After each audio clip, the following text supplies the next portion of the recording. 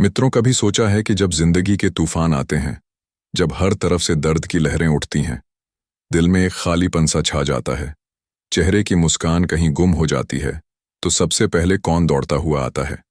कौन थामता है हाथ को और पूछता है, भैया क्या बात है, सब कुशल तो है ना? बताओ क्या परेशानी है?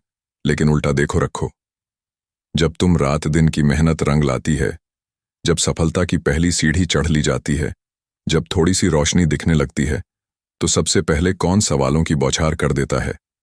अब तो बताओ कितना कमाया, क्या क्या हासिल हो गया, घर में क्या नया आया? वाह रे दुनिया! ये सवाल अक्सर वे ही लोग करते हैं जो बिना बुलाए द्वार पर हाजिर हो जाते हैं, चाय का प्याला थामे घंटों गपशप करते हैं और जाते वक्त संगीत दिल पर एक गहरी चुभन छोड़ जाते हैं। ये वे रिश्तेदार होते हैं जो तुम्हारे आंसुओं को तो नजरअंदाज कर देते हैं, लेकिन खुशियों की चमक पर फौरन नजर टिक जाती है। दुख में वे कहीं गायब, लेकिन तरक्की की खबर पर जैसे चील की नजर हो जाती है। चाणक्य जी, वह महान विद्वान जिन्होंने हजारों साल पहले ही इंसानी स्वभाव की गहराई को समझ लिया था, उन्होंने चेतावनी दी थी, कुछ ऐसी बातें हैं जो अगर रिश्तेदारों के कानों तक पहुंच गईं तो जिंदगी भर पछतावा ही हाथ लगेगा।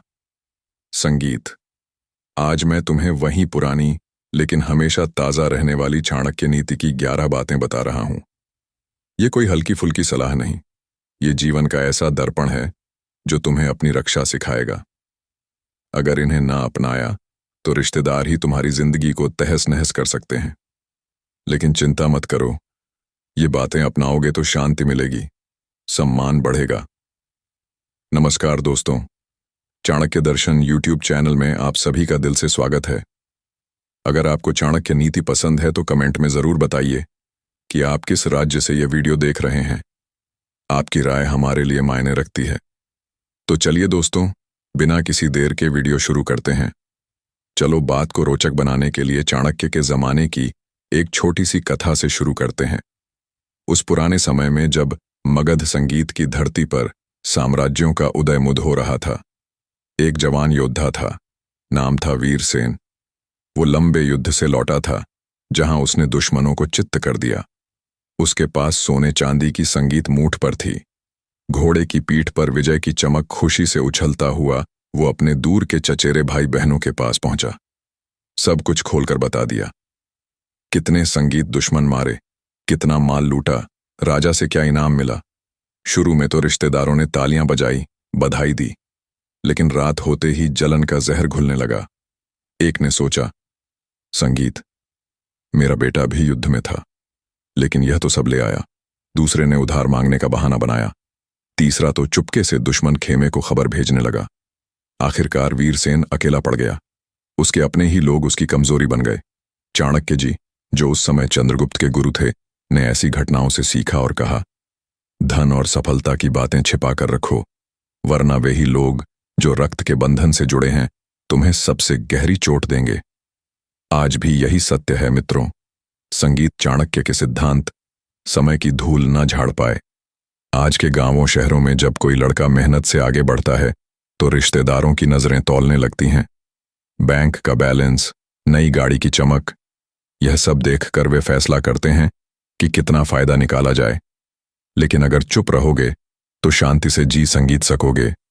यह प्राचीन नीति आज भी उतनी ही मजबूत है, क्योंकि इंसान का मन आज भी वैसा ही लालची और जलनखोर है।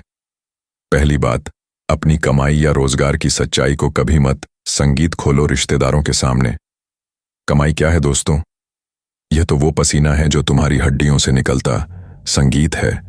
रात को नींद त्याग कर काम करना, दिन की थकान को नजरअंदाज कर परिवार का पेट भरना, सपनों को हकीकत का रूप देना, यही कमाई का असली रंग है। लेकिन रिश्तेदारों की दुनिया में यह मेहनत कभी नजर नहीं आती।